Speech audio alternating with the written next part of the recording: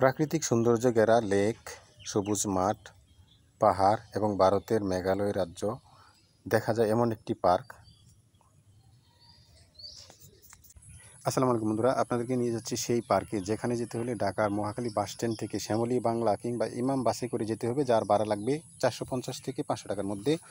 যেতে যেতে প্রাকৃতিক সৌন্দর্য, দুপাশের পাহাড়ি সিনারি দেখতে দেখতে মনটা ভরে যাবে। তবে চলুন যাবার আগে টিকিটটি করে নিই। টিকিট কত করে ভাই? 30 টাকা।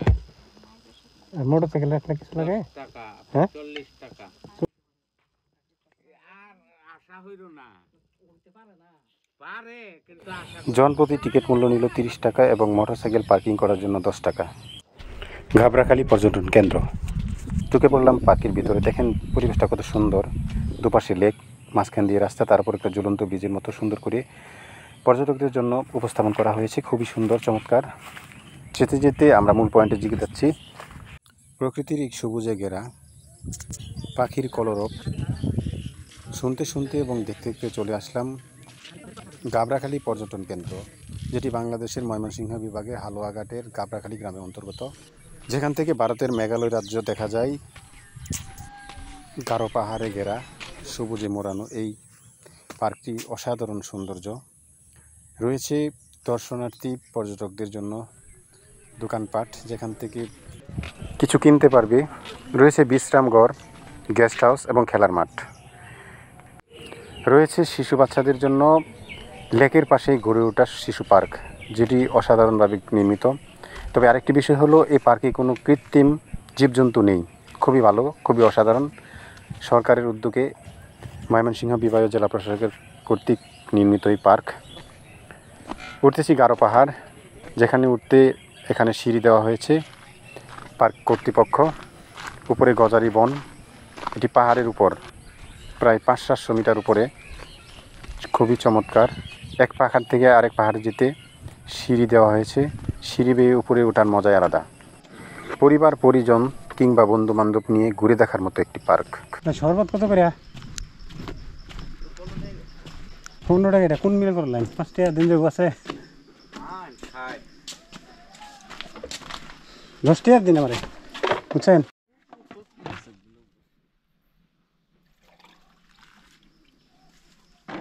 পাহাড়ের উপরে উঠছিল, রাত্রেবেলা উঠছিল।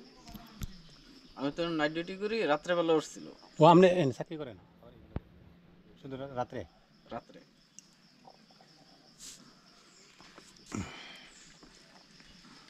ওই যে লোকটা যাইতেছে, এটা কি এখানে চাকরি করে না? হ্যাঁ, এখানে সিকিউরিটি হিসাবে? সিকিউরিটি না, এটা দিনের স্টাফই। আমরা একই পোশাক পরানো যায়? হ্যাঁ, পোশাক পরে না, ওটা পোশাক পরে ডিউটি করতে হয়।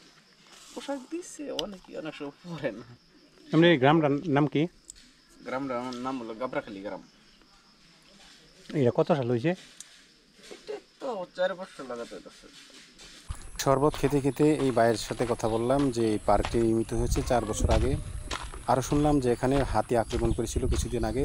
যেহেতু পার্শ্ববর্তী দেশ ভারত এখান থেকে 500-700 মিটার দূরে অবস্থিত, সেখান থেকে হাতি এই পাহাড় এই 500-700 মিটার উপরে উঠে, বন্য হাতি উপরে উঠেছিল। সহজ সরল এখানকার মানুষগুলি। সবুজ মাঠ, নিঃশ্বাস নেওয়ার মতো, প্রাণ ভরে নিঃশ্বাস নেওয়ার মতো জায়গাটি। চলে আসলাম আরেকটি পাহাড়ে, যেখানে শুকনো খাবার পাওয়া যায়, যেখানে দর্শনার্থীরা কিছুটা খেতে পারবে।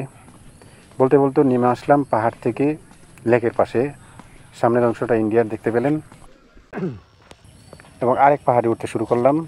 দেখব মেঘালয়ের সেই পাহাড়ি সৌন্দর্য এবং আপনাদেরকে দেখাবো।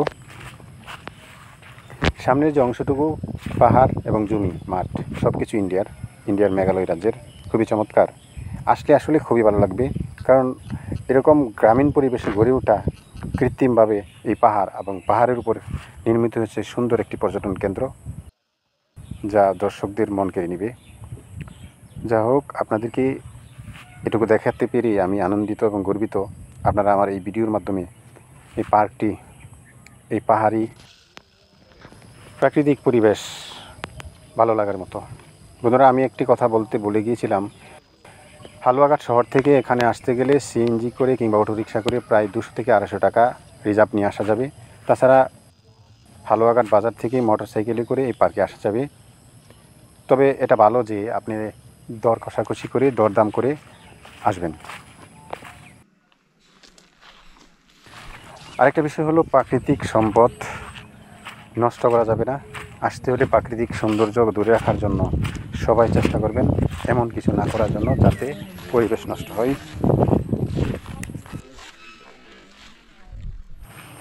মজার বিষয় হলো এই পার্কে অতিরিক্ত কোনো খরচ নেই, শুধু 30 টাকা টিকিট করে ভিতরে প্রবেশ করে পার্কটি ঘুরে দেখতে পাবেন পরিবার পরিজনদেরকে নিয়ে।